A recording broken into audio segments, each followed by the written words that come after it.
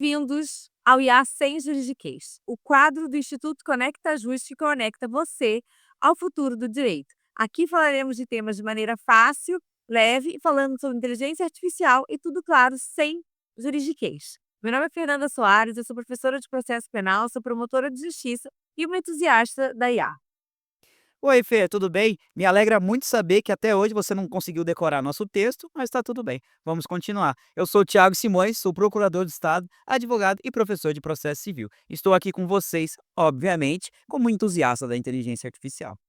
Em minha defesa, antes de falar do tema, você concorda comigo que a gente fala que aqui é para aprender tudo de maneira fácil? Então eu acho que tem que acabar com essa abertura, entendeu? Porque não tá fácil para mim, como você já percebeu. Eu estou imaginando, mas vamos lá, qual que é o tema de hoje? O tema você lembra? Tendo O tema de hoje, conforme a gente prometeu na semana passada, é falar sobre, então, a Resolução 615 de 2025 do CNJ, aquela resolução que passou a estabelecer diretrizes e regulamentação para os tribunais poderem adotar a inteligência artificial nas suas rotinas. Lembra que a gente combinou sobre isso? Eu lembro, você praticamente me obrigou. Exato. Então vamos lá. O que você acha da gente começar então aqui sobre os principais pontos e a gente deixar isso aqui de uma maneira muito fácil e leve para que as pessoas consigam entender? Afinal, aquela resolução tem cerca de mais de 40 páginas. É exato. Então vamos definir aqui, Fê. Para a gente estabelecer os principais pontos, vamos estabelecer duas coisas. Uhum. Primeiro, a gente fala se é possível, né?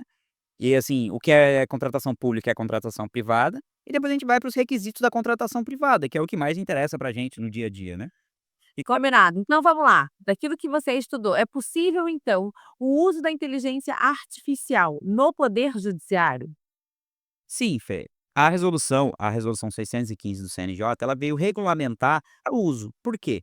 A gente cansou de ver noticiário aí que tem tribunal de justiça que tá inventando precedente, né, nos acórdãos, tem juiz que tá proferindo decisão a rodo, tem juiz aí que foi exonerado aí em alguns tribunais aí, sem a gente poder falar nome, sem poder falar da onde, que a suspeita de que estava copiando e colando decisão de inteligência artificial, né. Então assim, tem que estabelecer algumas diretrizes, mas sim, o CNJ veio e falou: "Olha, não temos como ignorar a existência de inteligência artificial no mundo. Então, assim, nós temos déficit pessoal, logo é possível o uso". Mas quando que é possível o uso, Fê?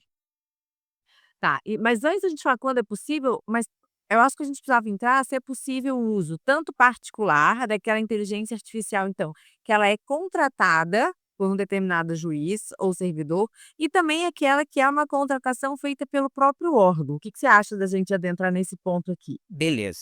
Eu acho que o primeiro ponto que a gente tem que entender é que o CNJ, ele quer que todos os tribunais contratem. Por quê? A gente já falou aqui em várias oportunidades que o futuro do uso da inteligência artificial é por meio local. Então, assim, é por meio contratado pelas empresas e pelo serviço público que garanta o sigilo da informação, né? Garanta a privacidade de dados, que garanta uma base segura de dados, né? Então, assim, o CNJ ele incentiva que todos os tribunais contratem, tá? Isso a gente chama, inclusive, quando roda de forma local, vou colocar mais um termo aqui, SLM, né? Que a gente falou de LLM, que é Large Language Model, né? São esses grandes que todo mundo tem acesso, e os SLMs, que são Small Language Models, tá? Que são esses modelos que rodam localmente, que eles são menores, têm menos parâmetros, então, assim, eles podem rodar em sistemas e GPUs locais, então todo o acervo, o sistema interno de um tribunal vai lá e vai estar instalado dentro do sistema dele, não vai ter contato externo, né. Então, assim, nestes casos específicos, tanto para as empresas como no serviço público, a tendência é essa. E isso, obviamente, é pago, né. Então, assim, o poder judiciário vai ter que fechar um contrato com a OpenAI, vai ter que fechar um contrato com a Google, e assim, imagino que isso seja o futuro. Mas o CNJ chegou e falou: "Olha, eu sei que esse é o mundo ideal, mas eu não posso viver no mundo ideal hoje. Nós estamos em 2025, em 2025 a maioria dos tribunais não tem contrato com grandes empresas. E Então, até esperar que eles o façam poderia demorar demais, certo? exato, eles entenderam que a lógica é para hoje e mesmo se eles vedassem, iam continuar usando, tá.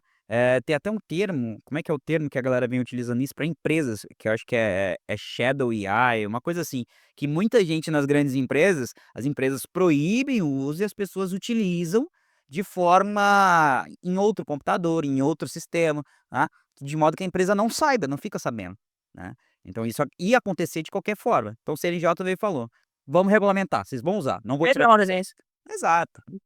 Mas aí, assim, acho que foi a melhor solução que o CNJ poderia fazer, que é não ignorar o uso, né, e aí já regulamentar, então, que pode ser tanto via contratação pública, pelo tribunal, ou então na contratação privada.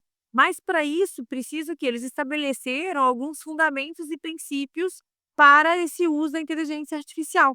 E aí eles elencam uma série de princípios ali, que eu acho que a gente poderia resumir aqui em alguns, e aí vai complementando, que seria ali, tipo, respeito aos direitos fundamentais e aos valores democráticos, né, que assim, todo o uso da IA vai ter que estar centralizada na participação humana, né, lembrando que ela é feita para, as pessoas e tem que ser supervisionada, então, por pessoas, que essa supervisão humana, ela é uma etapa fundamental do ciclo das soluções de inteligência artificial, né. Além disso, o uso da inteligência artificial vai ter que verificar sempre se ela está promovendo a igualdade, a pluralidade, a própria justiça, ou seja, se ela dá soluções seguras, como a identificação e mitigação dos riscos, porque a gente sabe que também tem risco, por vezes a IA pode ter vieses, alguma coisa nesse sentido.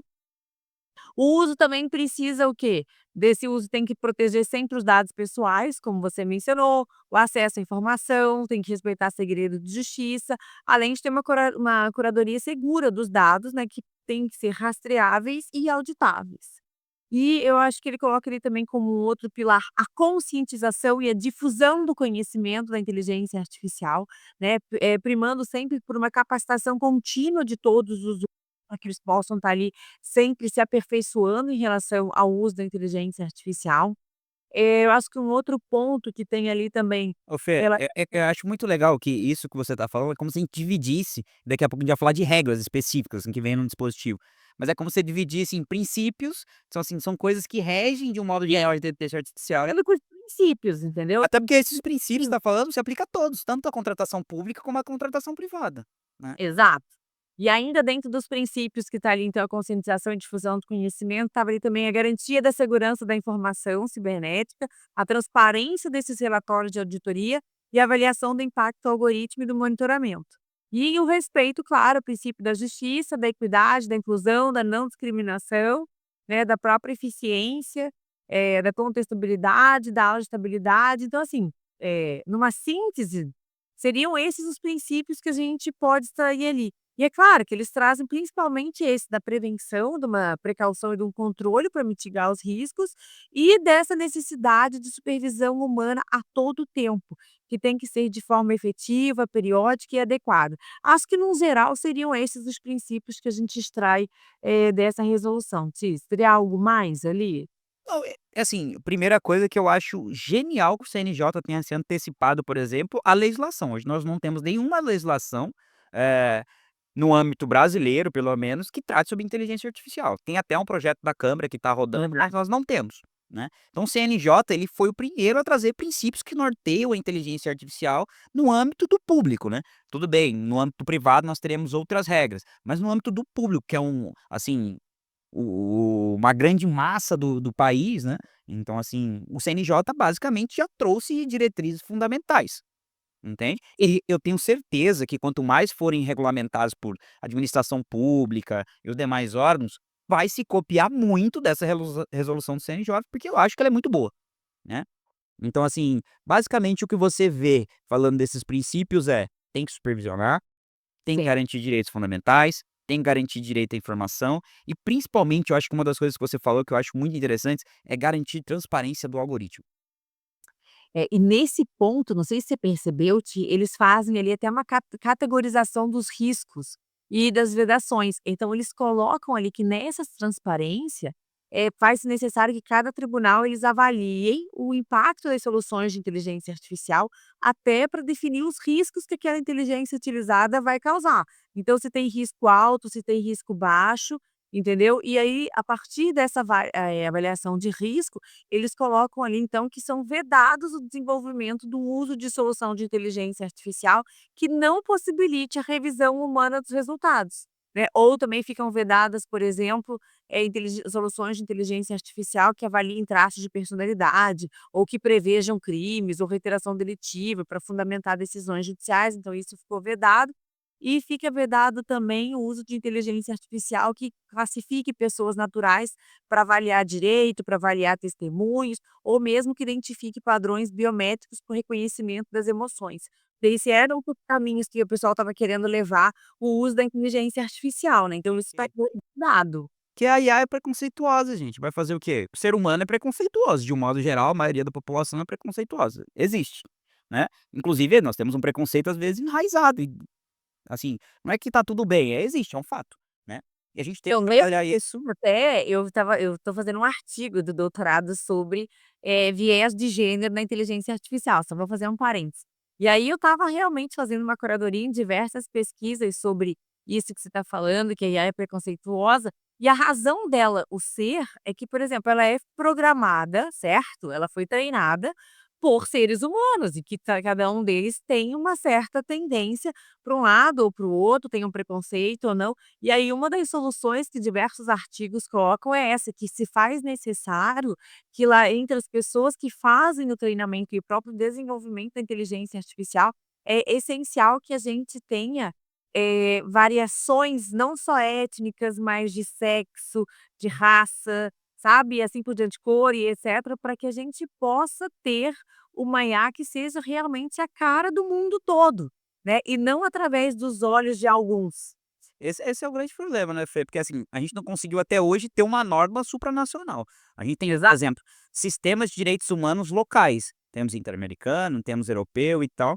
Imagine, se a gente não conseguiu ter sistemas de direitos humanos, que é, tipo, algo básico, você acha que algum dia a gente vai conseguir ter uma IA mundial? Entendeu? Eu acho difícil, né, entende? Eu acho muito difícil. Mas tá, então, assim, passar desses princípios que regem todo tipo de contratação, seja o uso público, contratado pelo poder público, tanto privado, contratado pelo privado, né. Então, assim, Uhum. sabendo o CNJ que não era possível, eh, proibir o juiz e os servidores de utilizarem, ele permitiu a contratação privada. E quando que é permitida a contratação privada, Fê? É. Então, mas nessa permissão da contratação privada, é fundamental que o usuário, quando ele assim o fizer, né, que ele, respeite bem, todas essas diretrizes, né. Ah, não, Que com por certeza. causa desses princípios, ele vai ter que observar de qualquer jeito. Não, sim, com certeza. É fundamental. Mas, assim, Esse manual de boa prática e tudo mais. E aí, assim, ele pode fazer essa contratação privada, então, quando o tribunal dele não o tiver, né, uma oficial. mais E justo, né, tipo, já pensou? Tipo, o tribunal contrata o Gemini, é tipo assim: "Ah, não gosto do Gemini, quero usar o ChatGPT". Fala assim: "Problema seu, usa na sua casa". é isso, é isso. Eu sou suspeita porque eu falo assim, na instituição na qual eu trabalho, que é o Ministério Público do Paraná, a gente já tem há meses, né, uma contratação institucional. E aí a gente percebeu muito isso, no começo algumas pessoas: "Ah, não, eu não queria tal, eu queria outra". E aí foi feita uma que atendia todos os parâmetros, principalmente, né, essa observância das regras para evitar riscos e tudo mais, foi feita a contratação de uma das IAs, e aí foi, né, e a resolução nossa interna vem mais ou menos nos mesmos termos aqui da resolução do CNJ, e que para você utilizar no ambiente de trabalho que tem que ser a contratar. É triste, né, mas fazer o quê? Pelo menos tem, né. Ah, tem e tá ótima, diga-se de passagem. Mas a gente vê que a resolução ela vai além ainda, né, de prever tudo isso, ela prevê que os tribunais, quando fizerem a adoção, né, de um sistema de inteligência artificial, eles devem estabelecer então processos internos para garantir a segurança desse sistema. Então ele traz ali muito expresso, a necessidade de medidas de governança, né, incluindo então a transparência, a prevenção e a mitigação dos vieses que a gente falou. E aí ele fala o seguinte, essa parte eu gostei bastante, eu sei que para a galera do direito, às vezes isso é uma coisa que a gente não tem muito, né, o domínio desse conhecimento, mas ele fala ali que faz necessário uma priorização do desenvolvimento de soluções, interoperáveis, de código aberto, para que possa realmente ter sempre essa curadoria. Agora uma dúvida que fica, e aí eu queria compartilhar com você, é o seguinte, a necessidade ou não do magistrado, não estou nem dizendo que é uma dúvida relacionada à resolução, não é isso. Mas eu já vi essa discussão da necessidade da pessoa identificar na peça que ela faz com o uso da inteligência artificial. E aí eu queria saber a sua opinião sobre isso. Nem é o que diz por não isso. A resolução até diz que isso pode ser informado, fica a critério do magistrado, exato, fica a critério do magistrado. Aleatório. Mas assim, eu já falei em vários programas nossos aqui que eu sou fã do direito à informação, eu acho que isso até no âmbito consumerista já devia ser informado com base no princípio da informação que a gente tem lá, né. Então assim, eu acho que aqui também, eu acho que se há o uso da inteligência artificial, deveria vir na decisão judicial: "Olha, foi construída com auxílio de inteligência artificial", que eu acho que é Mas aí eu quero te fazer uma pergunta, mas quando ela é feita com auxílio do estagiário, do residente ou do assessor, não vem essa observação. Por que que com o uso da inteligência artificial tem que ter essa observação, na sua opinião? eu não tinha pensado nisso. Eu falo, não gente, os nossos podcasts, eles não são nada combinados, e aí vai Tinha saindo com esse pensado nisso. papo, É, e não, aí você tem razão, você tem razão. Até porque você bate num ponto que, assim, a última sentença que o juiz fez foi na prova do concurso dele, né, no resto quem fez foi o assessor e o estagiário, e nunca tá não escrito que foram tô eles. dizendo isso, eu tô dizendo por que que pode a sentença do juiz, que às vezes ele tem o auxílio de um estagiário, às vezes ele tem o auxílio do assessor e às vezes necessário fazer uma identificação. Por que que você defende então a necessidade da identificação? Não, mudei de opinião. Desculpa. Não, você tem razão, você tem razão, você tem razão. Não tinha pensado pelo estagiário, pelo assessor.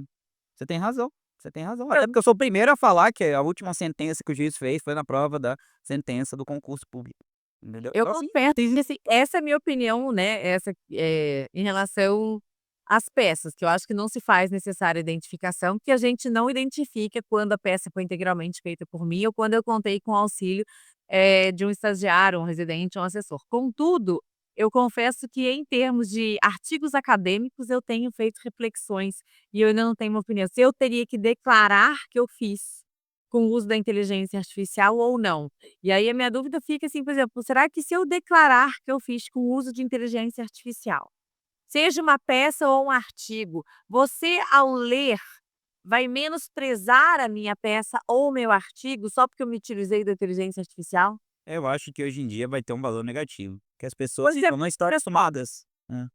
exato, só que quando eu coloco ali uma declaração, feito com o auxílio da inteligência artificial, eu não estou dizendo que a inteligência artificial fez para mim, e não estou dizendo aonde ela me auxiliou. Então eu falo isso porque eu estou escrevendo esse artigo que eu comentei aqui sobre o viés de gênero e a inteligência artificial, e eu fiz o uso da inteligência artificial para 2 coisas. Primeiro eu usei, a investigação e o deep research, né, que é aquela pesquisa profunda, que foi fenomenal. Ele me trouxe artigos em 5 minutos, que eu levaria lá no Google Scholar muito tempo para encontrar, entendeu. Então assim, ele assim, sem brincadeira, eu acho que em 5 minutos ele já tinha me trazido 37 fontes. Então aquilo foi incrível, né, então foi só eu clicar para abrir os artigos que eu queria ler na sequência. Então eu fiz uso nesse sentido, e conforme eu vou terminando de escrever cada capítulo ali do meu artigo, cada parte, eu submeto para uma conferência de redação, que às vezes eu acho que falta um conectivo ou uma, né, o português do que então assim, o resto foi tudo feito por mim, consegue entender? As ideias, o critério são todas minhas, mas se eu declarar que eu fiz auxílio de inteligência artificial, a pessoa não vai pensar que eu tive o uso da inteligência artificial para corrigir, né, português, grafia, ortografia, e também não vai pensar que foi só para me ajudar a fazer a pesquisa. Talvez, Fer, um dia a gente vai ter que separar o que é atividade meio da IA e o que é atividade fim da IA, né. Talvez, uma sentença feita inteiramente por IA, talvez devesse constar que foi feito por inteligência artificial, né. Ok, aí eu Agora, uma conferência de redação, uma pesquisa sobre o tema, que são atividades meios, né, talvez isso não deva constar, né. Talvez são reflexões assim, tudo é muito novo, né, então assim, realmente é uma reflexão que fica. Será que talvez existem atividades que devam constar e atividades que não devam constar, né? Assim, não sei, não sei. Efetivamente você me fez pensar bastante sobre isso. Mas antes de você não, antes de quero você da não, votação no parte da resolução, porque ela prevê isso para essa não, é que eu queria falar dos 5 pontos da resolução pra gente fechar. então vamos lá, diga os 5 pontos principais da resolução. Então, aí temos 5 pontos sobre a contratação privada, que eu acho que a gente tem que falar, porque isso vai cair até em prova de concurso, prova de Manda concurso geralmente aí. cai a resolução, tá. Quando tiver a possibilidade de contratação privada, o que temos que respeitar? Primeiro, capacitação obrigatória, tá. O usuário deve passar por treinamento sobre riscos, limitações e boas práticas no uso de inteligência artificial, tá. Tá lá na resolução, beleza? 2, uso auxiliar. A IA deve ser usada como, ferramenta de apoio, nunca substituto do magistrado na tomada de decisões. Então ele não pode jogar o caso lá e pedir: "Qual que é a sua opinião sobre isso? Me ajude a julgar". Ele não pode fazer isso. Entende? Ele pode usar como você falou. Claro, tem que decidir primeiro e se utilizar dela para auxiliar, né. Não, eu concordo, o problema é que tem muito juiz aí que tem déficit de personalidade, passou no concurso errado e não sabe decidir, né. Eu fiz um vídeo esses dias sobre o juiz, como é que é? Um juiz libriano, que ele nunca decide nada, ele sempre fica na dúvida, aí ele fica passando para um. Fale você, fale você, fale você, até alguém dar um parecer definitivo, tá. 3, proteção de dados, tá. A empresa fornecedora, tá, deve garantir que os dados judiciais não serão usados para treinamentos de IA ou qualquer outro fim não autorizado. Então, na hora que você abre o ChatGPT, você tem que autorizar lá em cima, você entra num ponto do seu perfil e coloca: "Não usar os dados para treinamento da inteligência artificial". Se você não clicar nesse botão, você está violando a regra do CNJ. Então você está usando errado. Você é juiz, assessor, promotor, ou você é juiz, assessor, estagiário do Ministério Público ou do Judiciário. Se você não clicar nesse botão, você está violando a resolução. 4, restrições sobre dados sensíveis, tá? É proibido usar IA para processar documentos sigilosos ou protegidos por segredo de justiça, a menos que estejam anonimizados. Por quê? Porque ela tem o nome da vítima, às vezes a informação é absorvida pelo sistema, que às vezes a gente não sabe, entendeu? Aí pode ser replicado em outras situações, então não pode, tá? E 5, para fechar a regra do 5, é a proibição para casos de alto risco. Não é permitido usar IA para atividade de risco elevado, como identificação biométrica, avaliação de provas ou previsão de reincidência criminal. Essas são as regras de 5 que todo mundo tem que lembrar, porque isso com certeza eventualmente vai vir a cair em provas de concurso, tá? Isso que a gente fala da aula para concurso, então a gente tem que lembrar sobre isso, né? Sem dúvida, vão cobrar aqueles princípios que a gente mencionou no começo e essas 5 regras. E aí, justamente para garantir essas regras, no caso de contratação pública, que tem que respeitar essas mesmas regras, eles ainda colocam o seguinte, que as equipes de desenvolvimento e implementação da IA, elas vão ter que buscar sempre garantir uma diversidade e uma representatividade de etnia, de pessoas com deficiência, de diferentes áreas de conhecimento, gêneros diferentes, justamente para a gente voltar àquele pilar que é para garantir que não tenha o quê? Um viés em determinado sentido. Ah, Fê, adorei nosso papo de hoje, vamos caminhando para o final. E pô, eu acho que essa resolução, ela como ela é a baliza normativa que a gente tem, é o que mais vai vir a cair em concurso, daqui pra frente, é o que a gente nota que tá vindo a cair, né. Obviamente, conceitos básicos todo mundo tem que saber, isso também vai vir a cair, né. Então, assim, foi um Sim. prazer conversar com você, principalmente porque em algum momento eu falei mal de juiz, então eu também gostei bastante. E no outro momento você mudou de opinião para concordar comigo, então isso foi maravilhoso, diga-se de passagem, né, Exato, vamos deixar abaixo isso aí, não quero que as pessoas saibam, mas tudo bem. entendeu. Então, obrigado, Fê, foi ótimo te ver e até a próxima. Até a próxima, Ti. E seguimos juntos aqui na democratização da inteligência artificial. Valeu.